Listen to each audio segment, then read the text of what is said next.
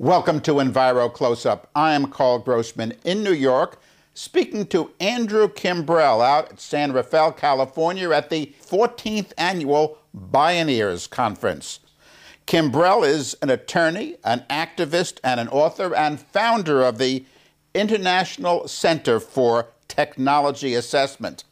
He has been challenging quite actively in recent years genetic engineering, nanotechnology, and corporate globalization.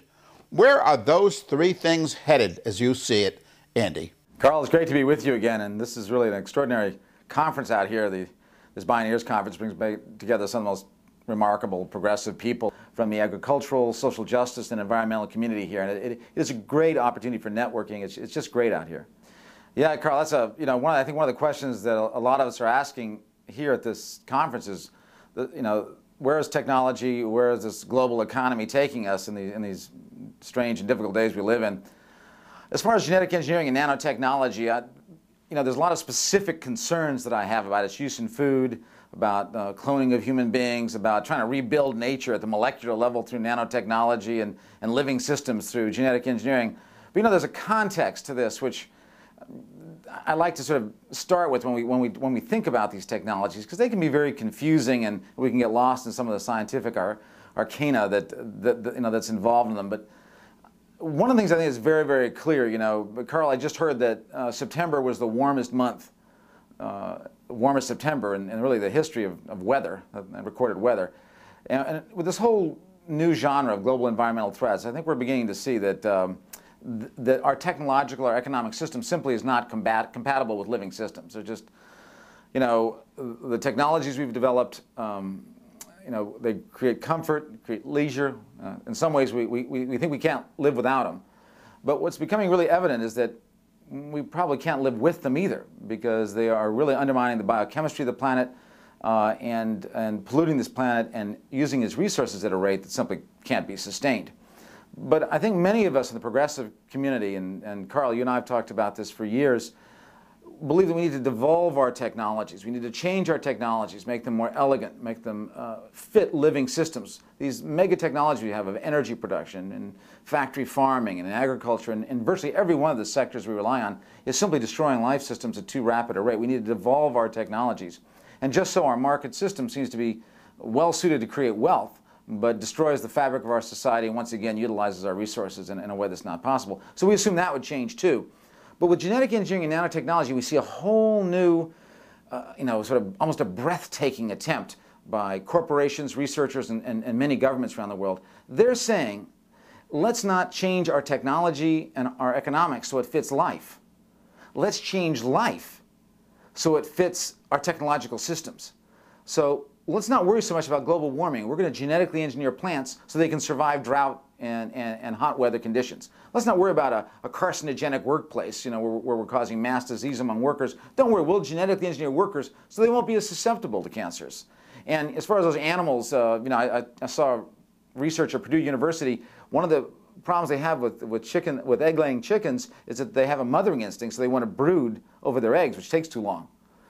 So what these researchers have done, they've taken the mothering instinct genetically out of the chickens.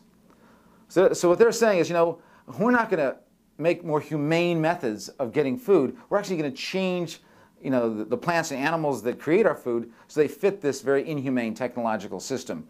How does that fit into corporate globalization?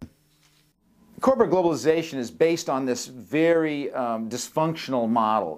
If you look at the market system, it's been very, very effective in creating wealth. But think of what it's done to societies. Think of what's done to the natural world. I caught the other day this statistic which was shocking to me, which is that every day between 50 and 60 million Americans take psychotropic medication just to get through their workday, just to get through the day. These are antidepressants, anti-anxiety. This is major medication. And over 5 million kids, just to get through the school day, we have to drug them with psychotropic medication, the strongest medications we have. Even children under 2, over 500,000 are being medicated that way. And of course, our elder community that we've put in these homes because they're no longer, functioning workers in our consumer society. We put them away. Their wisdom is put away in our old folks' homes. Of course, there's a massive overuse of medication for these people.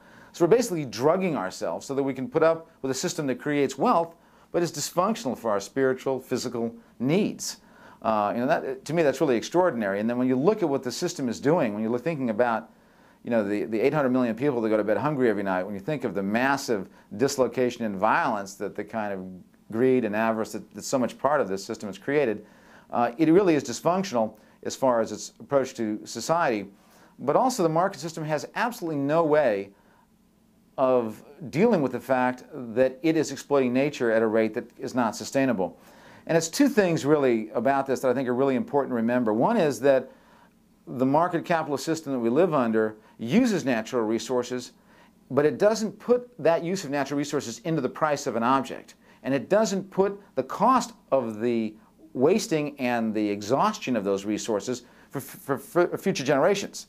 Right? So the market can't say, listen, if we're exhausting oil now, what is it going to cost future generations to pay for this oil? We don't put that into our price. That's not into our equation. If we say water is rapidly disappearing around the planet for overuse, what's it going to cost our grandchildren and great-grandchildren to even get fresh water? What's that transaction cost? Will it even be possible? How is global warming, which we know is going to be terrific in its impacts, how is that going to affect future generations? None of that is put into the market transaction cost.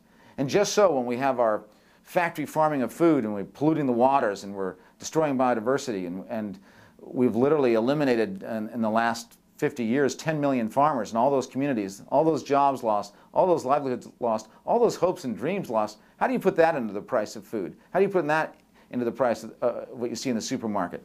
So the prices that we think we're paying in the market are not the real costs, the environmental costs and the social costs that are there. And our entire global system, the World Trade Organization, the International Monetary Fund, the World Bank, they're all based on pushing this particular logic of production throughout the entire world.